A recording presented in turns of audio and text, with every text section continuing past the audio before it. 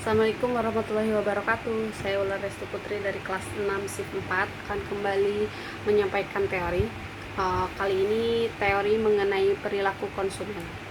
Perilaku konsumen adalah sebuah proses yang dilakukan oleh seseorang atau suatu organisasi berupa kegiatan mencari, membeli, menggunakan, menikmati, atau mengevaluasi serta melepas produk yang telah mereka pakai atau dikonsumsi untuk melakukan kegiatan yang telah mereka nikmati.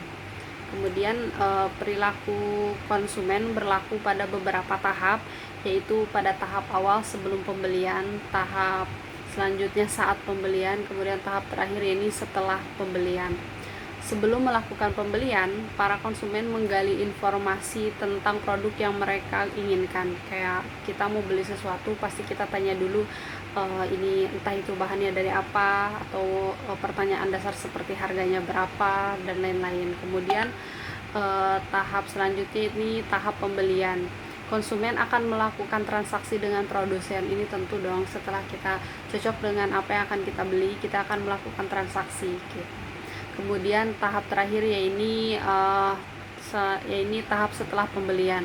Konsumen menggunakan atau menikmati produk yang dibelinya, melakukan evaluasi serta melepas atau membuang produknya ketika mereka sudah bosan atau merasa sudah cukup gitu loh.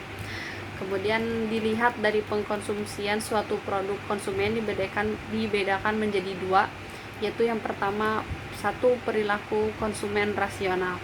Suatu kegiatan konsumsi bisa dikatakan rasional jika beberapa hal diperhatikan gitu, antara lain ini pertama, produk tersebut bisa memberikan kepuasan dan nilai guna yang optimal. Selanjutnya, produk tersebut memang benar-benar dibutuhkan. Kemudian ada kualitas atau mutu produk tersebut terjamin atau baik. Kemudian harga suatu produk sesuai dan setara dengan kemampuan yang dimiliki oleh konsumen. Kemudian perilaku selanjutnya ini perilaku konsumen irasional. Perilaku irasional adalah kebalikan dari perilaku rasional tadi. Suatu perilaku yang dilakukan oleh konsumen bisa dikatakan irasional apabila konsumen melakukan pembelian produk tanpa memperkirakan kegunaan dari produk tersebut. Contohnya antara lain perilaku terpukau gitu atas promosi dan iklan dari suatu produk, baik melalui media cetak atau elektronik lain. Jadi kayak melihat diskon, potongan harga dan lain-lain, jadi kayak ya udah beli aja nih gitu, padahal nggak butuh-butuh banget. Kemudian merek yang dimiliki hanya merek terkenal. Selanjutnya ada mengutamakan gengsi atau prestisnya gitu loh, kayak wah lagi tren gitu, lagi tren beli sepeda, ya udah beli aja.